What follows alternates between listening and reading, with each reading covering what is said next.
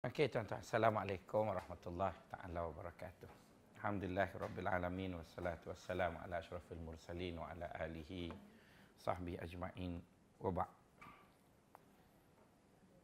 Sambung lagi bicara kita daripada kitab Hikam tu. Dan hikmah kita pagi ni bunyinya ma nafa'al qalbu mithlu uzlatin yadkhulu biha maidanil fikrah. Kalau diterjemah secara harfinya agak berbelit ayat tu.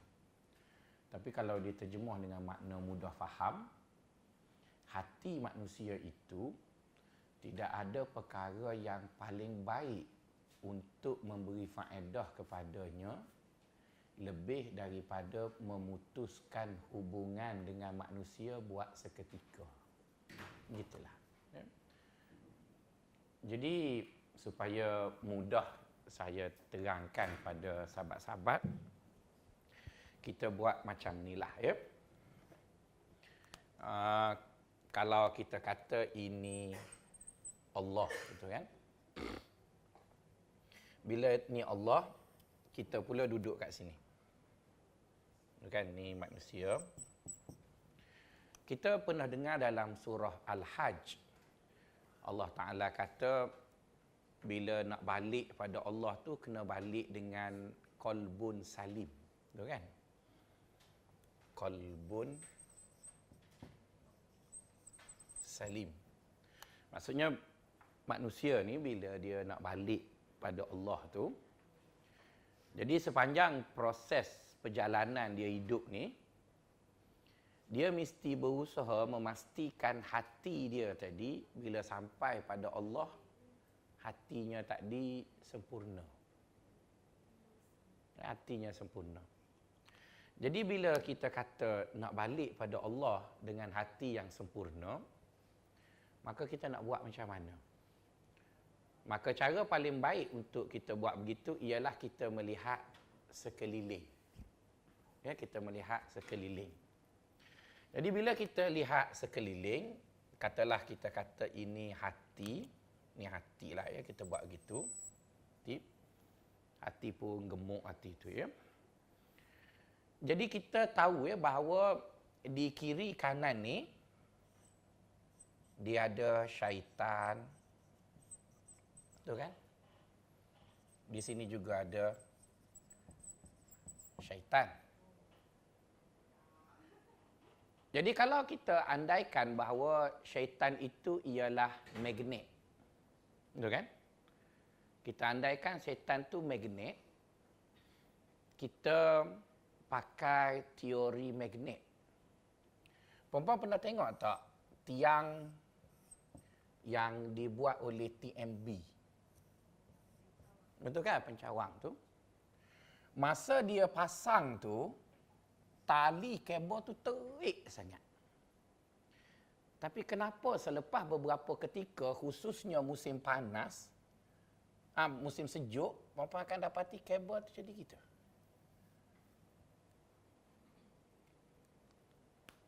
Kan? Kabel tu jadi, ataupun mungkin kita yang tak pernah tengok kabel sebab kita duduk dalam hutan ke apa, kita kan duduk rumah sangkut baju. Kita rentas tali nak sangkut baju tu, terik. Malah kita pakai nut tu kan, pusing-pusing. Jadi masa rentas tu terik, tapi lepas beberapa lama dia kendur begitu.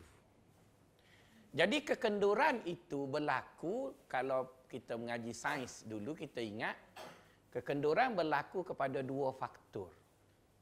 Faktor pertama ialah jaraknya jauh. Faktor itu jarak kan? Jarak itu jauh. Faktor kedua ada teori graviti yang tarik. Jadi bila ada graviti yang tarik dan jarak antara satu tiang ke satu tiang itu jauh, maka dia akan jadi kendur. Maka perkara yang sama juga dalam hidup manusia.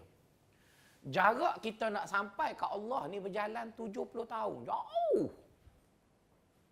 Itu sejak daripada kita balik umur 10 tahun kita balik. Kita kerja dengan Universiti Melaya sampai 60. Kemudian kalau lepas pencen tu mesti nak hidup 20 tahun lagi kan. Barulah merasa duit pencen Universiti Melaya tu mati cepat rugi, betul kan? Jadi kita nak hidup 90 tahun. Jadi 90 tahun tu jauh jarak dia. Jadi dengan jarak yang jauh, dengan setan yang ada kiri kanan, sahabat-sahabat rasa, sahabat-sahabat punya jalan pada Allah straight ke? Gitu. Kan, mesti dia gitulah kan, sebab berdasarkan teori tadi. Sebab teori tadi kata, bila kita tengok kabel elektrik itu, dia tarik asalnya straight ataupun betul. Tapi kerana jaraknya jauh dan graviti itu ada, dia mengendur begitu. Maka berbalik kepada kita pun samalah. Iaitu kita duduk sini sampai pada Allah itu mati, umur kita 70 tahun, jaraknya jauh dan setan ada tarik. Dan setan tu lebih ganas dari graviti, dia tarik bawah, dia tarik atas. Cuba bayangkanlah ya, dengan jarak yang jauh, rasa-rasa garis kita straight begitu ke dia jadi gini?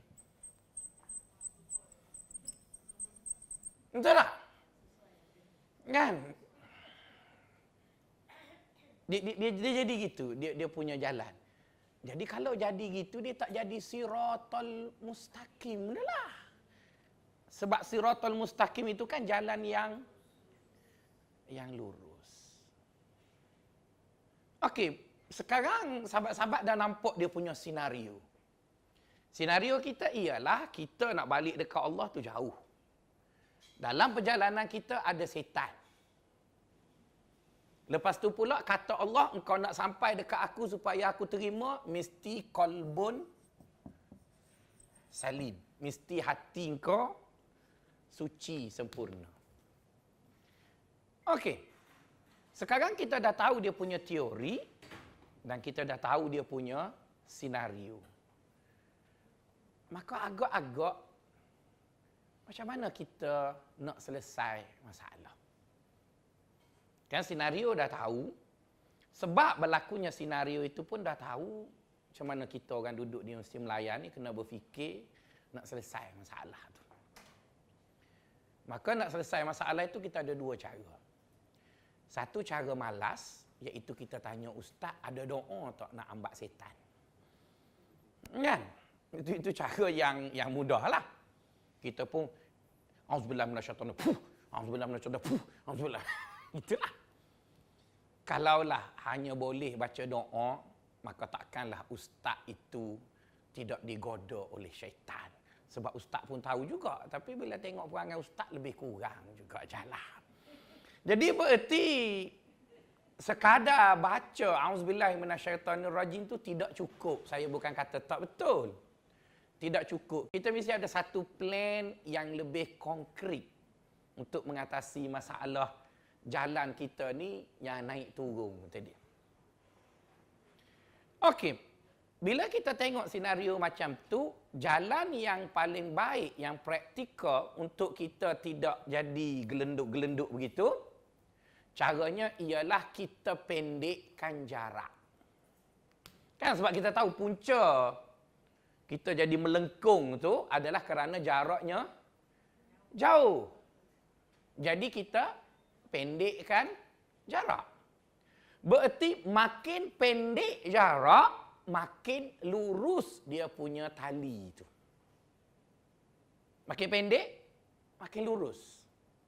Cuba bayangkan, kalau kita duduk sini, dengan checkpoint sini, dia akan jadi melengkung gitu kan?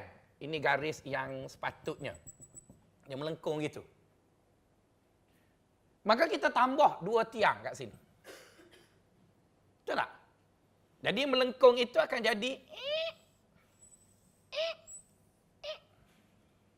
dia melengkung juga, tapi tidaklah seteruk yang itu. Cuba bayangkan kita tambah. Dia melengkung tak? Tak melengkung dah lah. Jadi Itulah yang dalam agama kita tu diajar kita supaya dalam sehari kita kena putus dengan manusia tu. Maksudnya supaya kita tidak jauh melengkung tu, maka dalam sehari kita jumpa Allah 5 kali. Jadi kalau pun tak jauh. Sebab ha semaya asal tu baik pula. Betul kan? Maghrib pula. Betul kan? Cuba bayang siapa pencen ke jauh pusing begitu. Dia begitu jauh sangat. Sebab pencen baru nak jadi baik. Tapi kalau kita gelak, Zuhur pula. Gelak, asar pula. Jadi jahat tu adalah, tapi jadi ya kena break. Jadi break itulah yang kita panggil dalam tasawuf uzlah, iaitu pisah sekejap. Uzlah. Jadi perkataan uzlah itu maksudnya putuskan hubungan dengan manusia. Jadi bila sebut putuskan hubungan dengan manusia itu, jangan putuskan langsung. Ada orang yang mengambil tindakan yang ekstrim, iaitu dia letak jawatan, dia kemah-kemah kain, dia ceraikan suami, ambil anak, letak anak yatim, dia pun goreng beras jadi beretih, pergi duduk Bukit Belacan, berzikir sampai mati. Ada orang buat macam tu. Tapi kalau tanya saya kata bolehlah tolong kemaskan barang, tapi pergi seoranglah, saya tak nak pergi. Sebabnya saya rumah tak habis lagi bayar, kereta ada lagi nak kena selesai, betul kan? Maksudnya siapa nak yang macam tu, pergilah. Saya tak boleh nak kata apa. Sebab kita demokrasi. Tapi saya hanya boleh ajar dekat tuan-tuan, jangan lari daripada musim layan ni. Sekarang musim-musim semakkan kurikulum lagi. Tu lari masa ni bengong lagi kita. Cuti pun kita tak bagi. Apatah lagi nak pergi berzikir. Lagilah kita tak bagi. Jadi nak sebutnya ialah, kita ada penyelesaian lain. Penyelesaian kita ialah, kita jadikan, kita pakai teori ni. Iaitu kita buat tiang tu banyak. Jadi bila kita buat tiang banyak, lengkung tadi, dia tidak jadi sampai gini. Dia akan jadi lebih kemaslah. Begitu. Maka sebab itu kita disuruh putus dengan manusia dalam sehari 5 kali. Ya, putus dengan manusia dalam sehari 5 kali. Dan pada saya di Malaysia ini tidak ada majikan yang marah staf dia pergi sembahyang. Cuma majikan yang marah kepada staf dia yang menggunakan sembahyang untuk tidur. Tu dia masuk bilik sembahyang tu dia kunci. Dia masuk sejam setengah, kita dia ingat kau dia tarikat Naqsyabandiyah apa. Tengok CCTV dia terkangkang tidur, betul kan? Lepas tu bila dia keluar mata merah tu, buat apa bila sembahyang? Inilah orang tak nak kat Islam. Orang sembahyang pun marah. Orang tidak marah dia sembahyang. Itu orang marah yang dia terkangkang. Jadi nak sebutnya ialah, itu orang tadi sudah manipulasi apa yang agama suruh. Jadi agama suruh potong sekejap. Purata lah ya, saya tengok orang-orang soleh sembahyang. Purata sekitar 15 ataupun 10 minit.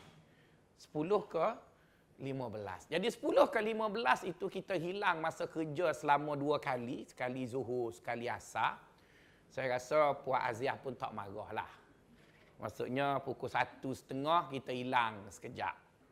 Lepas tu pukul 4.30 kita hilang pula. Tapi nakkah kita hilang pukul 1 sampai pukul 4, orang tu nak buat e-procurement pun tak ada dia sebab dia zikir banyak sangat. Budak yang datang RA cari mana Kak Rus. Sebab tak Rus ke tarikat Naqsyabandiyah Ahmadiyah zikir ke. Mesti dapat surat layang. Sebabnya sepatutnya dia sembahyang, dia putus dengan manusia sekadar 15 minit cukuplah. 15 minit. Tapi 15 minit itu pada saya biar putus betul. Maksudnya supaya dia memberi efek yang betul-betul baik. Jangan masa sembahyang tu masih nak ingat lagi manusia. Tinggal telefon, putus sungguh lah. Putus sungguh. Sebab kalau perempuan bawa telefon, walaupun perempuan silent, dia vibrate, tak tahannya. Tengah semayang, Allahu Akbar, dia grrrr, tu kan. Jadi bila kita angkat tu, kita pun, aku tengah rokok lah. Oh, hebat dia. Jadi dia tak jadi juga ni. Dia tak jadi. Dia nak putus sungguh. Sebab tu dia panggil uzlah. Maksudnya biar putus sungguh. Tapi putus itu dengan makna seketika. Okey, puan-puan. Di sana ada teori lah, ya. Ada teori. Kalau kita kata ini Allah dan ini kita, ya, manusia. Kan, ni Allah dan ni manusia. Kita nak, ustaz dulu masa belajar melukis tak masuk kelas. Jadi orang lidi je lah, liti, ya. Okey, itu kita nak pergi pada Allah. Di sana ada teori yang disebut oleh orang tasawuf yang saya rasa teori itu ikut baik. Iaitu teori itu kata, kalau kita buka ruang untuk manusia tu luas, maka automatiknya pintu dengan Allah tu sempit. Kalau kita buka pintu untuk Allah luas, automatiknya dengan manusia jadi sempit. Dan pada saya, teori itulah yang paling efektif dan realistik. Ada teori lain, iaitu teori 2 dalam 1. Iaitu masa duduk dengan Allah, masih ingat dengan manusia, masa duduk dengan manusia, ingat Allah. Teori itu bunyi macam hebat, ya. Iaitu kita bergaul dengan manusia, tapi hati kita bertaut dengan Allah. Hebatnya lah cakapnya. Tapi bila diaplikasikan, saya rasa mustahil. Cuba bayangkan, Datuk Pengarah meeting, betul kan? Datuk Pengarah cakap pasal MQF ni.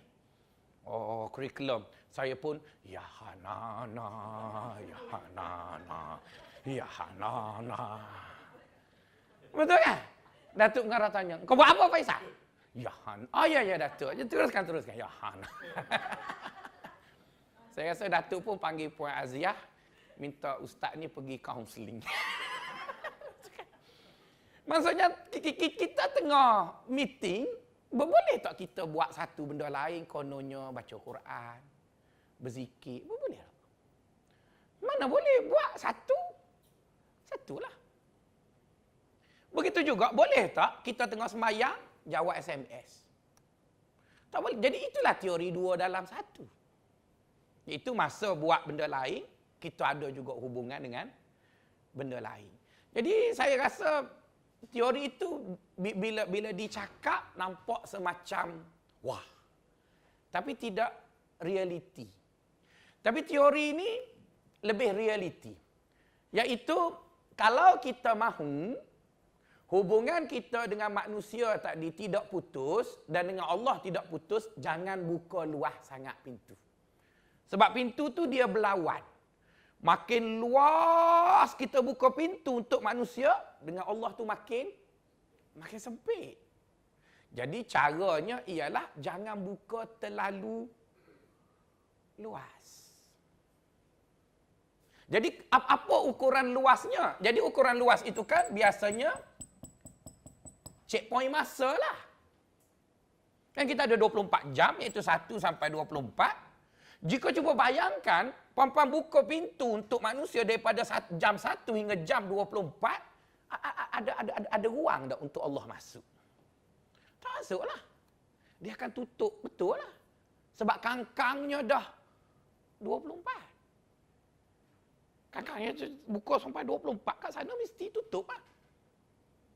Begitu juga kalau kita buat hubungan dengan Allah, tadi kita buka sampai 24, maka dengan manusia, zero lah.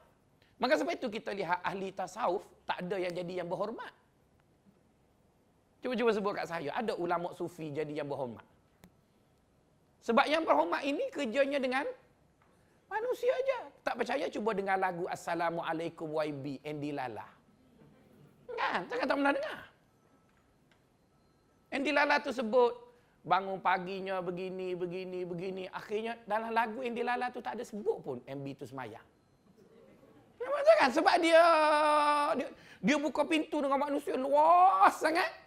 Dia tutuplah pintunya dengan Allah.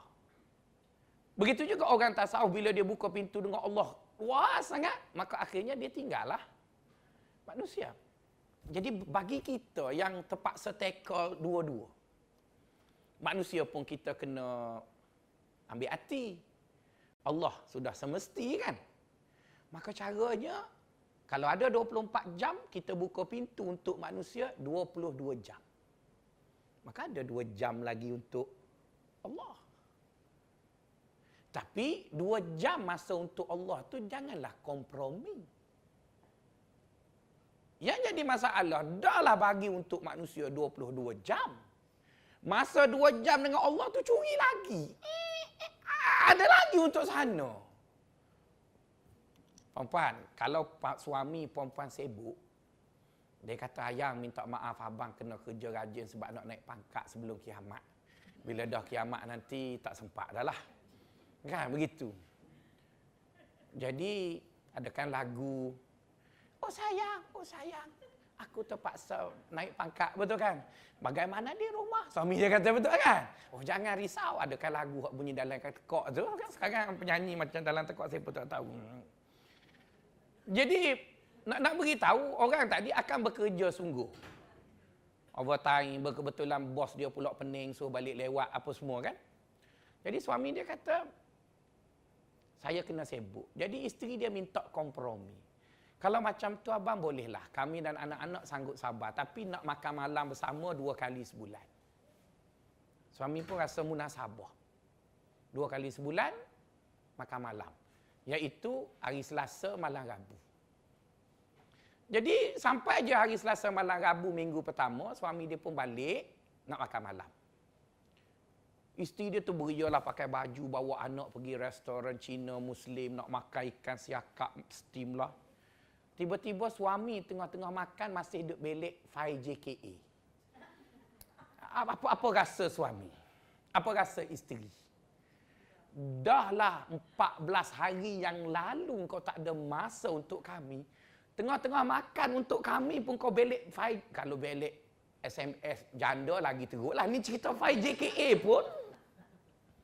Perempuan rasa macam mana? Mesti frust, perempuan. Dan saya pernah buat macam tu, kena tinggal kat bini. Saya nak buat. Makan dekat rawang. Duk belik-belik 5 begitu. Isteri kat saya cukup marah. Tinggalkanlah. Jadi saya tak boleh nak marah kat dia. Betul, dia betul. Sebab kita banyak masa dah bagi dekat orang lain. Tiba-tiba untuk dia tu masih jawab phone. Masih apa. Maka sebab itu pada saya, lebih praktikal bila kita nak duduk dengan Allah. Dan waktu yang sama juga kita nak duduk dengan manusia. Kita jangan pakai teori 2 dalam 1. Kerana teori 2 dalam 1 tak jadi.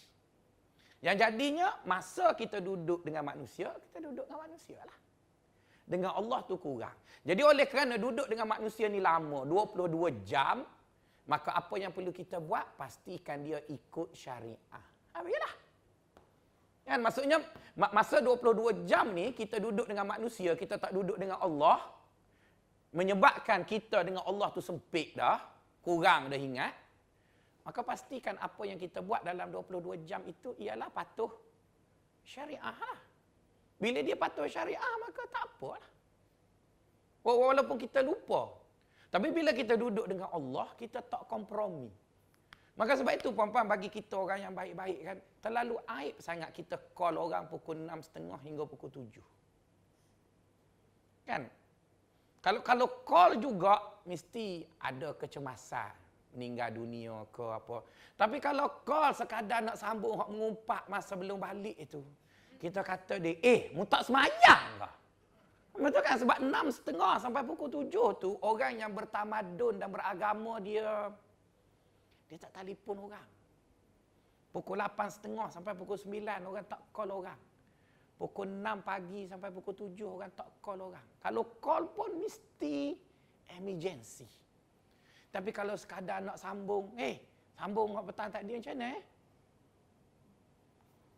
Ya, tak tahulah, saya belajar dengan Prof Halim, dia tak pernah angkat telefon masa tu. Jadi kadang budak-budak dia tak reti. Demonstrasinya kuat. Tapi call orang pukul 6.30 petang. Macam dia tak pergi sembahyang maghrib. Betul kan? Kita tinggal. Dah lah call banyak. Marah pula kat kita. Ustaz, kenapa call saya call 8 kali tak angkat? Mu call pukul 6.30. Aku nak duduk dengan Tuhan. Takkan nak layan call lagi. Pukul 8 tu call lah. Kita dah sembahyang. Sebab kita faham begitu. Iaitu bila duduk dengan Allah, putuslah dengan manusia seketika. Kita pun kadang-kadang telefon bos. Tapi kita tahu masa mana yang kita rasa tak patut telefon. Dia duduk dengan Allah masa ni, tak patutlah. Kalau nak anu pun WhatsApp je lah. Nanti dia balaslah malam-malam nanti. Bila dah pukul 11, lagi tak patut dia duduk dengan special partner lagi. Betul kan?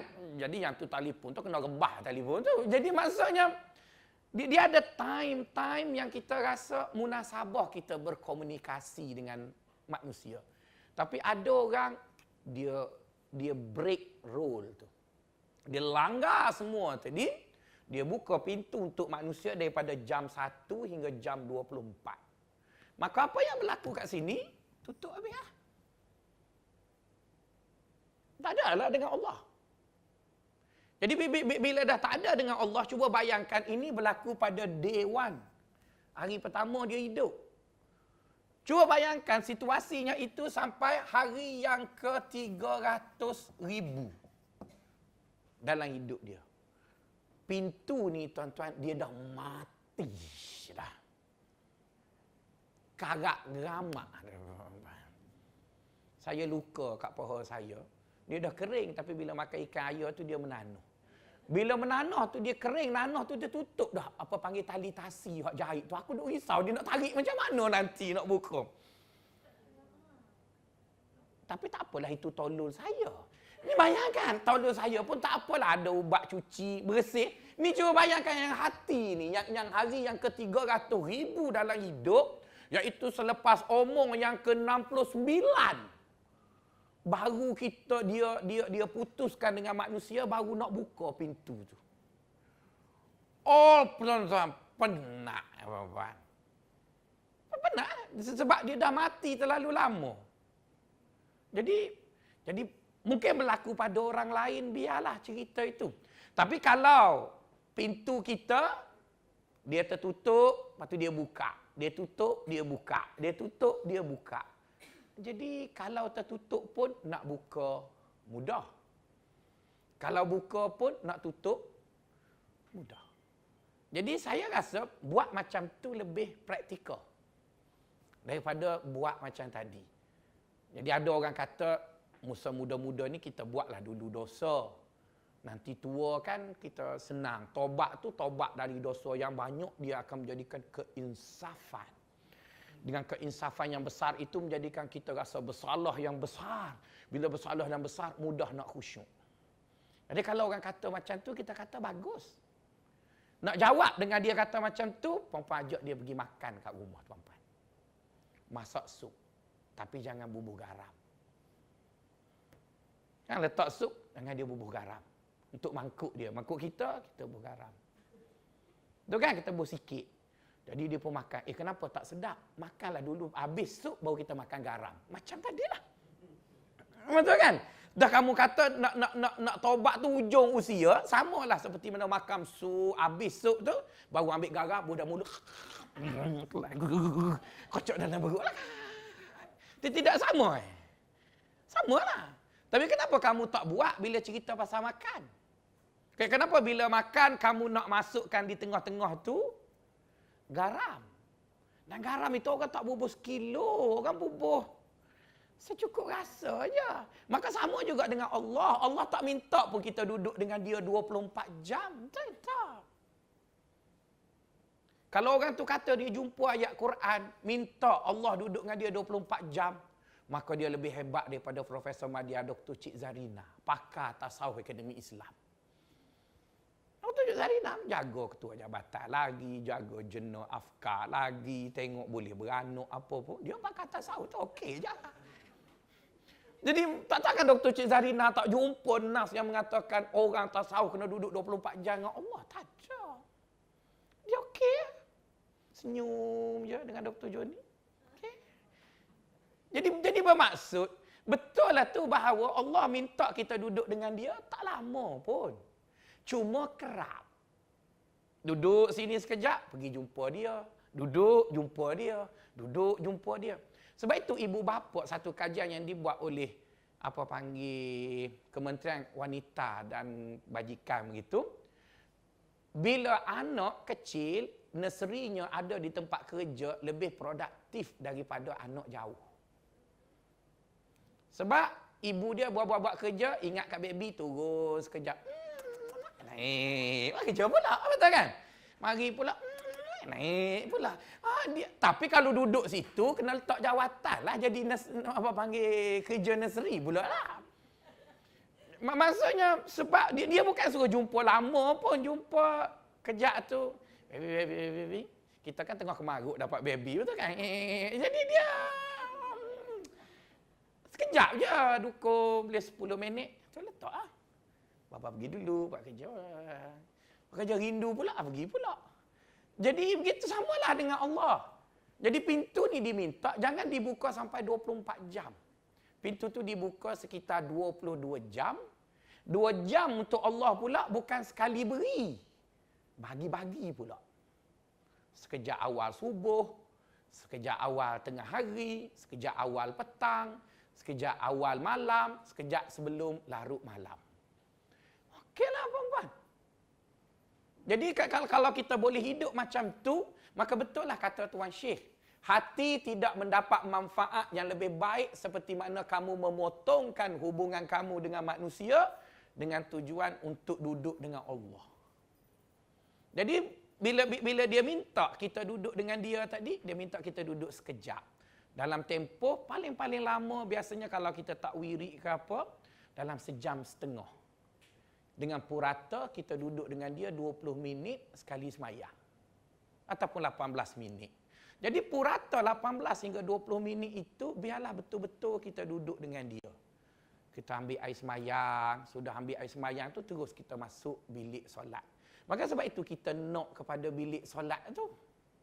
Sebab bila kita duduk dalam bilik solat, dia memberi kita suatu ruang yang mengasingkan kita dengan manusia. Kadang-kadang anak-anak murid kita orang ni pelik-pelik pula, orang bagi surau dia nak semayang tengah jalan. Kononnya nak tunjuk syiar Islam. Kadang pelik-pelik budak akademi Islam ni mikir. HEP pun bengong, dia kata masjid ada tu ada, dia semayang tengah jalan. Ya, kita tak nafi agama tu izin kita semayang tengah jalan. Tapi ketika mana perlu semayang sebab tak ada tempat semayang. Ini tak pasal-pasal bila bawa kembara dakwah pergi ke Sogo, semayang atas jalan depan Sogo. Sedangkan dalam Sogo ada surau, dekat Pejabat Mara tu ada surau, Masjid India ada. Bila ditanya kenapa semayang atas jalan?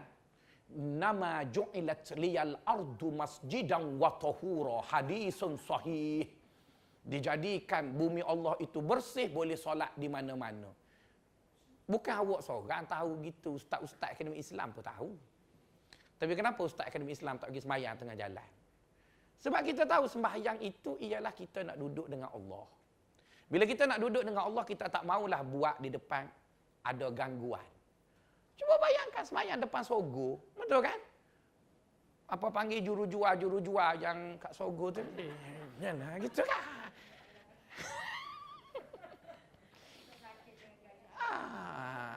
Jadi kita boleh bayang ya, macam mana dia semayang. Sedangkan kita tahu Nabi ajar bila kita semayang kat masjid pun orang lintas dia suruh kita halang. Berarti kenapa benda itu perlu begitu? Supaya tidak hilang konsentrasi itu. Dan konsentrasi yang kita perlu beri pada Allah tidak lama pun, 15 minit dari takbir sampai salam tadi. Jadi sebab itu saya tidak, ini personal opinion lah ya, saya tak begitu setuju jika orang tadi sembahyang merata tempat, sedangkan tempat khusus ada, dan tempat khusus untuk sembahyang itu digunakan untuk aktiviti lain daripada ibadat dan juga belajar. So, saya tak boleh terima orang nak buat latihan silat cekak dekat dewan solat. Tak boleh terima. Dengan alasan dia kata dulu sahabat bermain pedang dalam masjid. Ya, saya betul ada hadis yang mengatakan sahabat bermain pedang. Tapi masa itu berlaku di zaman Nabi sebab Nabi tak ada tempat lain. Tu je yang ada. Ada kadang-kadang pelajar akademi Islam kata ada hadis sahih mengatakan Nabi tak diikat tawanan dalam masjid. Ya, saya betul. Tapi kenapa Umar tak ikat dalam masjid? Kenapa Abu Bakar tak ikat dalam masjid? Kenapa Uthman tak ikat dalam masjid? Sebab zaman Umar dah ada penjara. Bukan dalam penjara lah. Apa nak buat dalam masjid? Ya? Jadi perkara itu berlaku pada zaman Nabi ialah kerana tidak ada tempat. Masjid itu begitu je. Masjid itu begitu. Jadi bila dibuat masjid, pastikan masjid itu ada aura dia. Jadi bila ada aura, maka masjid itu digunakan untuk solat, baca Quran, iktikaf, itu okey.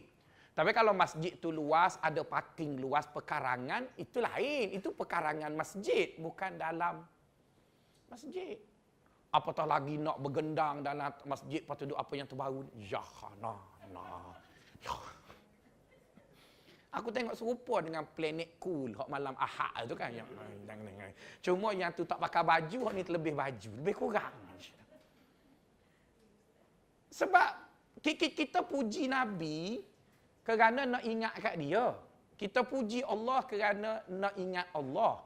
Tapi bila berlaku macam tu kan, dia jadi macam satu. Sebab bagi Allah, kamu hiduplah seperti biasa ni, hiduplah. Kerana yang 22 jam yang kita hidup ini sudah patuh syariah. Sudah ikut syariah dah. Yang sekejap lagi Datuk Muk nak ceramah tu. Berarti Datuk Muk membincangkan mengenai 22 jam tu. Bapa siapa yang buat mengikut orang Jabatan Syariah belajar tak kira pahala ke? Pahala juga. Tapi dia dalam konteks sesama manusia lah.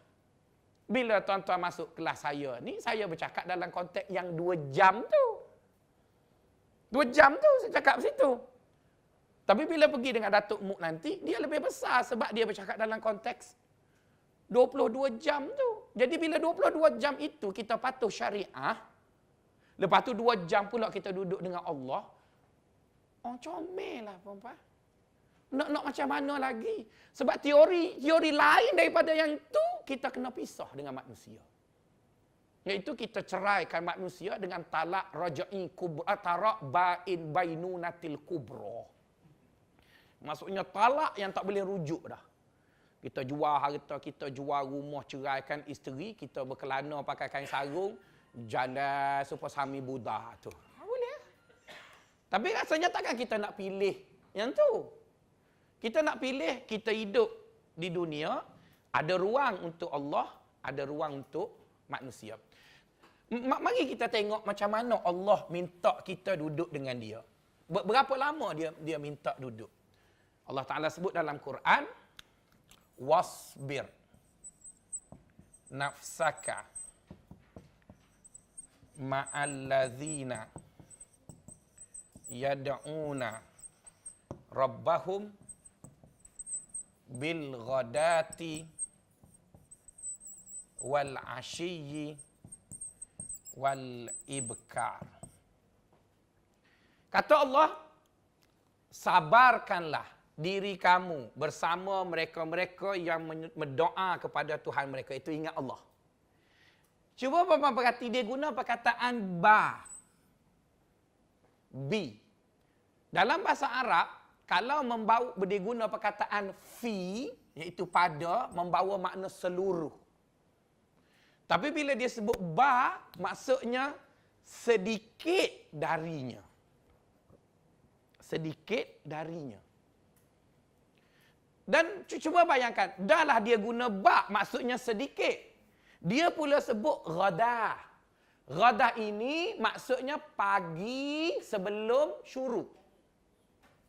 Maksudnya bermula daripada lepas solat subuh sampai kepada sebelum kita sembahyang syuruk itu, maka itu dia panggil ghadah. Jadi kata Allah, sabarkanlah diri kamu untuk mengambil sedikit dari waktu pagi. Bukan dia sebut as-sabah. Sebab as-sabah dalam bahasa Arab maksudnya daripada pagi itu masuk subuh sampai pukul 11. Itu panjang. Dia sebut ghada. Maksudnya sabarlah sekejap. Pagi, kemudian dia sebut asyi. Asyi itu senja. Sekejap pula petang. Jadi pada saya, Allah SWT tahu kita hidup di dunia, kita kena buat banyak kerja lain. Maka buatlah kerja-kerja lain dengan manusia itu asalkan ianya patuh syariah. Manakala bila kita khususkan masa untuk duduk dengan Allah, biarlah kita duduk betul-betul dengan Allah. Jadi kalau boleh, puan-puan, sebagai tanda kita serius dengan Allah, tinggalkanlah telefon, tutuplah telefon. Aib sangat bila tuan-tuan pergi ke sembahyang, pergi ke masjid, bawa telefon 3 nak pulak, semua skrin pusing ke atas. Betul kan? Tengah sembahyang, Allahu Akbar, rokok tu tengok, Allah, dia tu panggil, call dia. Maksudnya, apatah lagi lepas, Assalamualaikum, Assalamualaikum, ambil selalu. Saya sudah baru saja selesai memberi salam. Anda bagaimana? Oh, dia sudah bagi salam, terus WhatsApp notification. Tadi masa nak takbir, dia bagi tahu dah, saya sedang bertakbir. Anda bagaimana? Jadi dia report habis dekat Facebook, tuan-tuan. Jadi bila kita macam tu kan, kita rasa, betul ke awak serius dengan Allah? Betul ke awak serius? Kalau serius, duduklah 2 jam dengan Allah, dengan makna yang sepenuhnya. Baki lagi duduklah dengan manusia asalkan dia patuh syariah. Jadi itu yang dimaksudkan dengan hikmah kita pagi ini, iaitu dalam hidup ini mesti ada masa kita memutuskan hubungan dengan manusia. Tapi putus itu, putus yang betul-betul putus, tapi bukan lama. Sekejap, iaitu masa solat zuhur, putus seketika. Solat asar, putus seketika. Maghrib seketika dan seterusnya. Wassalamualaikum warahmatullahi wabarakatuh.